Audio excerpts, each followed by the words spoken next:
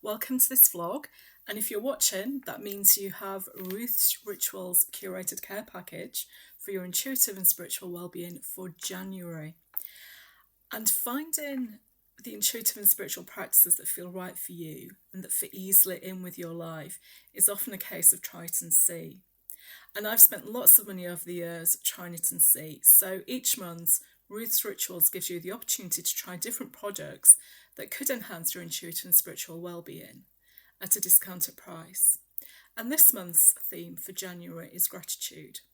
So in the Ruth's Rituals January curated care package, you have a gratitude journal, an oracle, Palo Santo incense, white sage and oud incense, and also an incense holder. Now, if you prefer to get going and do your own thing, you go ahead. I fully support that. However, if you want some guidance on how to get your ritual started with these products, then please watch on.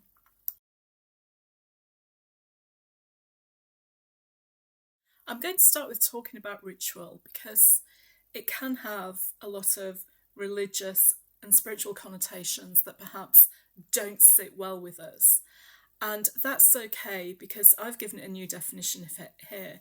And if we just think about it as the practices and actions that we take to create a feeling of flow, balance, harmony and peace in our life, that takes away the religious tones. It even takes away the spiritual tones. This is just us saying we want to live life in a certain way. So just know that creating a ritual doesn't have to have that kind of connotation to it. We're creating a ritual because we want to live a certain kind of lifestyle and be in a certain state of being. Now, my ritual always begins with some incense, and I have the Palo Santo incense burning as I record this. I chose that one partly because I'd used the white sage nude the day before yesterday, and I just thought this would be a good one for recording this. So when I light the sage, for me, that is my intent and statement to myself and to the universe that I'm willing to be peaceful and quiet to connect to the otherworldly. Now, I have lots of incense to choose from, but in your care package you have two. You've got the Palo Santo, which is considered a holy wood and therefore sacred, and you have the white sage. And white sage you may be familiar with. Sage is usually known for clearing the air, burning sage, for example. So if you've had an argument in a room and you want to use sage to clear the energy, you can do that. Or if you have had a bad dream, I often use the white sage and oud to clear the energy in my bedroom after I've not slept well or had a bad dream, or I just feel that that energy needs clearing out. You can do it in any room in your house that you need to, but white sage is like a reset for the air and the energy around you. And the white sage you have in your pack is combined with oud, which is also a very ancient plant and herb. So there's this sense of these things being ancient and connected to ancient wisdom and the otherworldly. So to get started, just pick the one you feel most drawn to. You may look at the package and the design and you just like one. That's okay. That's as good a way to get started as any. And when I light my incense, I usually state an intentional request for help to the universe. For example, with the Palo Santo, I may say, "Thank you, universe, for keeping us safe, secure and protected. I am grateful that I have all that I need." Or if you want to clear the energy, it's like, "Please clear the energy in this room." It's as simple as that. Mantras and statements don't have to be complicated. Keep it simple. Then I settle down and I'm ready to reflect. I often use it when I'm journaling and to allow any insights to pop in. So start with your incense. That's a great place to get started. And the other thing to say about incense is I use incense most days. I burn it most days as I use it as a natural alternative to air freshener in my home. So I've done my best over the years to reduce the chemicals I have in my home, and incense is a lovely way to freshen your home as well. So not just for any rituals that you do for your intuitive and spiritual practices, but just to make your home smell nice as well. So it's as simple as that, getting started with your ritual and your incense. And now we'll move on to the gratitude journal.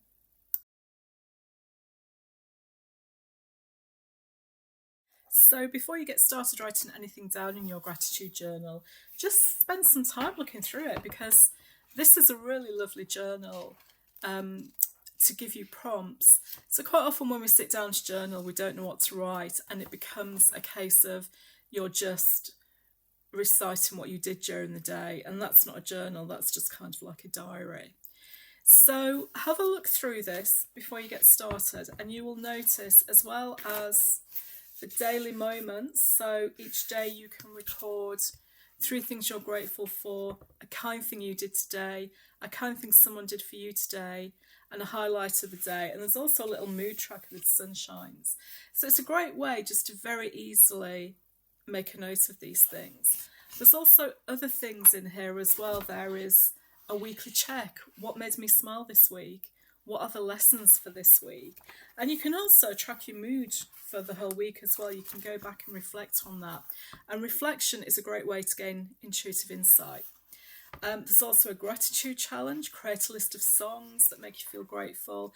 And there's also things to colour in. And I've already had some great feedback on this, that the colouring in is really great.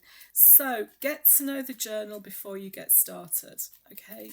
Get to know it before you get started and have a look through it. And then, before you get started, here's my first tip: empty your mind. The real purpose and meaning of journaling is not about the writing. It is about the feeling. It's how you feel. It's about creating the space to feel without blame, shame, or judgment. And because we are humans, we're conditioned to believe that time is money, which it most certainly is not. That's just, not true. But before we can feel, we have had to tip out what's in our mind. So the thoughts about the state of the world, what you're having for tea, when to pick the kids up, all that stuff is not the real essence of what the journal is about. So before you get started, you may want to sit quietly for a few minutes and just take some deep breaths and just allow those thoughts to float away. Or you can listen to a short guided meditation just to allow peace to flow through you. And when the mind quietens down, you can start to notice what feelings are flowing through you. And remember, there's no blame, shame, or judgment. This is my second tip. It's just about noticing. My third tip is about timing. Your ritual for your daily journal time could be first thing in the morning, once you're dressed, got the kids to school and all the other stuff you have to do, or at the end of the day in the evening. But the magic here that you need to know is you can do it whenever you want. If you want to do it at the same time each day because that's what works best for you, that's great. If you need more flexibility in your life, you can do it at a different time each day. So for example, if you usually stop some time in the morning or at lunchtime for a cuppa from a break from work, you could do it then. Or if you have a tea break in the afternoon, maybe that's your quiet time. You could do it while having a cuppa. Maybe like me, once you've had your evening meal, then that's when I start to wind down. And for me, that wind down time is perfect because I'm feeling more relaxed. I'm more likely to notice and be objective about how I review my day and how I'm feeling, and not get drawn into why am I feeling this way. So if you don't yet have a feeling for when the right time is for you to complete your daily journal, just experiment. Try some different times and see what works best for you. But please remember, this is not a task to get done and get out of the way. It is investing time in yourself and your intuitive and spiritual well-being. So give it the time it deserves, a time when you feel relaxed and in the mood to do it. So we're going to go on to my next tip now for journaling, and that's location. Where you complete your journal is important because you want to feel it is your time, so ideally you have no distractions. And your journal and your intuitive and spiritual rituals should ideally have your complete self. You should be focused on that. So if you're doing it with a couple like I do, maybe you're in a comfy chair. I often do that. I sit in a chair or on the sofa, but I like to be near a window because I love cloud watching. And just The sitting quietly and the act of staring into the sky and looking at the clouds makes me peaceful. It connects me to the otherworldly, and that makes space for intuitive thoughts and insights to come through. I'm not likely to complete this kind of journal at my desk or a table, but maybe that appeals to you. Maybe you feel comfortable in an upright seated position and you want to rest on a table when you write in. And if that gives you physical comfort and that's right for you, try it. Again, if you can, be close to a window for the natural light, or maybe have some pictures on your wall that you can look at while you're doing it. So there's a little bit of daydreaming that goes on. That can be beneficial too. Now, in the warmer weather, you may want to do this in the garden, a balcony, or some kind of outdoor space. The openness of the outdoors is a great way to gain intuitive insights. But again, avoid distractions of people. You know, bird song and other nature noises are usually most welcome distractions, but somewhere you can be peaceful to enjoy that would be a good thing to do. Now, if you feel your bedroom is the right space to do this, then please ensure you clear the energy after you've done that in the room, particularly if you share your bedroom with someone else, because your thoughts are vibrational frequencies, they create energy, and you may not want to have that in the room that you share with someone else. So your incense can help with this, and we've already talked about that in the rituals section. There's another tip about location when it comes to using a journal like this one. Sometimes we need to process situations, circumstances and events that have happened during the day. So if you look at your journal and feel stuck, or you simply don't know what to write, or you can't think of anything that you're grateful for, then respect those feelings. Close the journal, carry on with life for a short while, and when you feel ready, come back to it. Never try to force it. As humans, we sometimes do need to allow things, situations, circumstances to flow through us and around us. So if you feel stuck, it's okay. That is information about how you're feeling. It simply means you're not ready to complete your daily journal at that particular moment. Doing another activity, such as exercise or even tasks around the home, can allow that flow to find itself again. So let's move on to duration now. How long should you spend journaling? Well, my big tip here is just allow. Sometimes you might feel 5 minutes is enough. Sometimes you may need an hour. Do not judge. Allow it to take the time that it takes. Do your best to avoid the trap of, I've got 5 minutes, I'll do my journal. There's no ritual, there's no sacredness in that. That thought ideology makes it another task to complete, like the washing up. And remember, this is investing time in your intuitive and spiritual well-being. Before you even start your ritual or journaling, it's about cultivating the intention of why you're doing it, which is to nurture yourself. So, as you choose your time of day when you wish to do it, don't set a time limit, just allow it to flow. Now, if you are deeply conditioned to managing time because of the kind of work that you do, because of your characteristics and how you like to be, this may feel uncomfortable, but just give it a go. So there's my top tips. We're starting with your journal. So let's move on to the oracle now.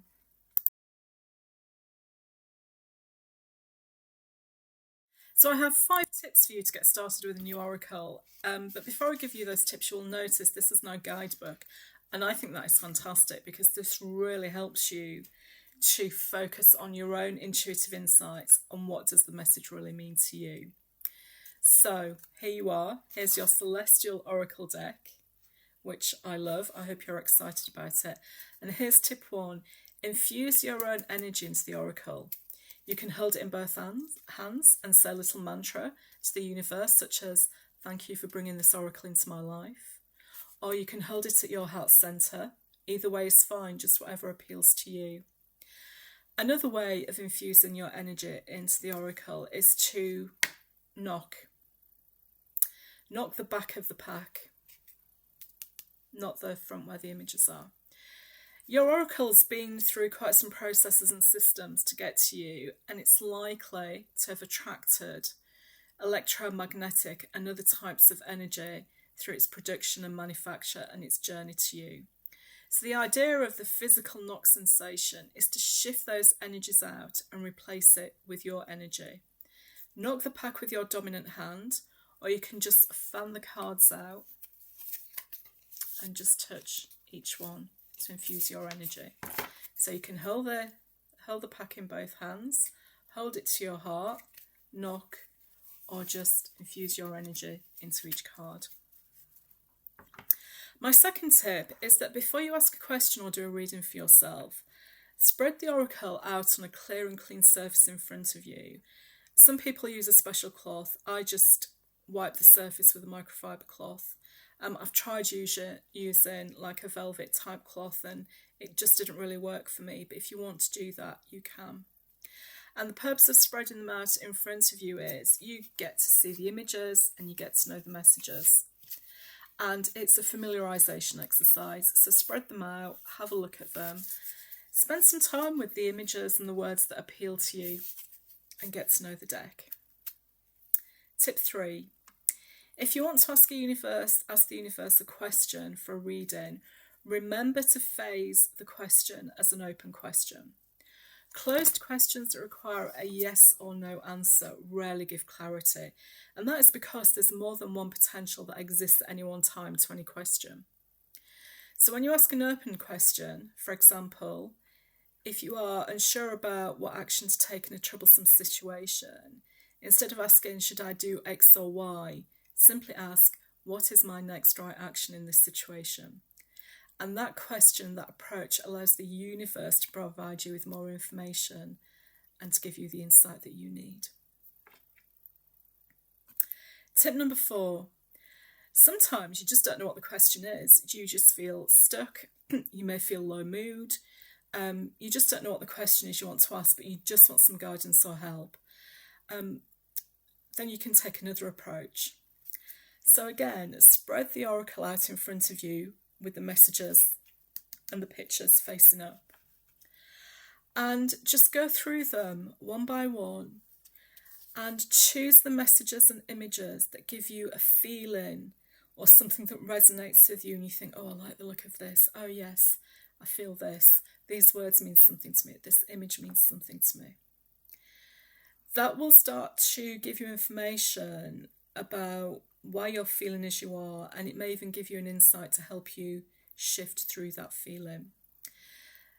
Because we don't always know what the question is. So I'm just going to go through these now, and I've just found this. I'm not a Virgo, but I love Healer and Dreamer. Oh, so just as I've looked through those now, I didn't have them in front of the desk. I don't have space. I've just done that in my hands. But more space is better. Those two just really called out to me because I am a dreamer and I dream of a peaceful world. And I'm also a healer. And it's taken me quite a long time to say that out loud. So that's a pivotal moment for me as well.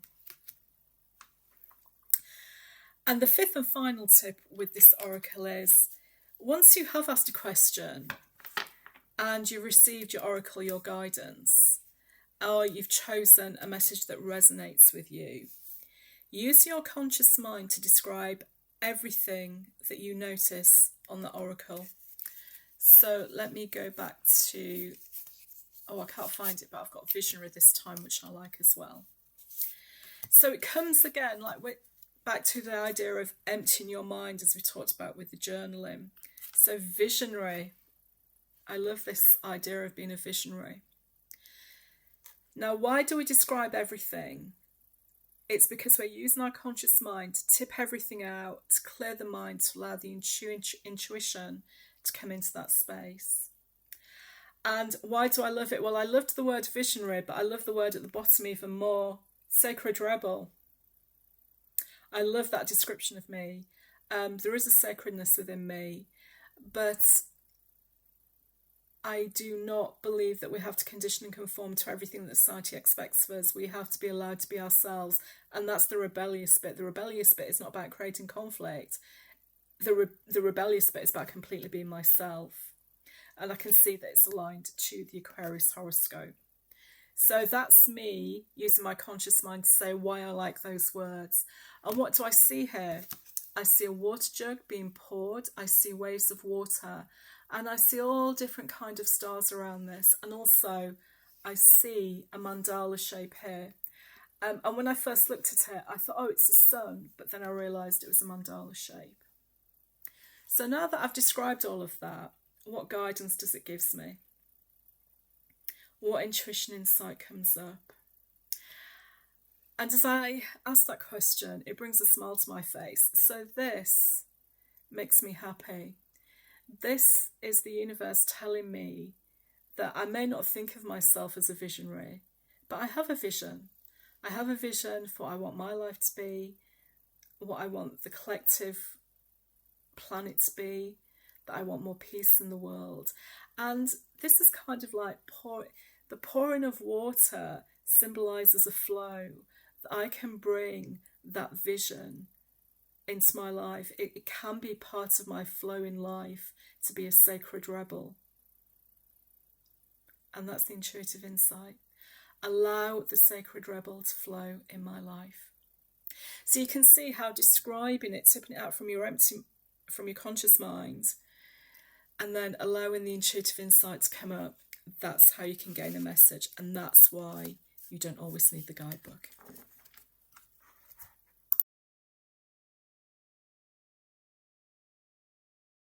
I hope you enjoy this care package with your oracle, your incense and your journal. I really do. And if you've got any questions about how to use them, or you've got any issues about the products, do get in touch with me. I'm here to help you. You can email me at support@ruthanriches.com. Drop me an email and I will get back to you with any questions you have or any issues you have. And anything you want to talk about, if you've received an insight or a message that you're not sure about and you want some guidance, then get in touch. Thank you so much for watching. And you can probably guess what February's Ruth Rituals is going to be about. It's going to be about love. And I'll be sharing more information of that in the next couple of weeks. Take good care and sending you peace and wisdom. Bye.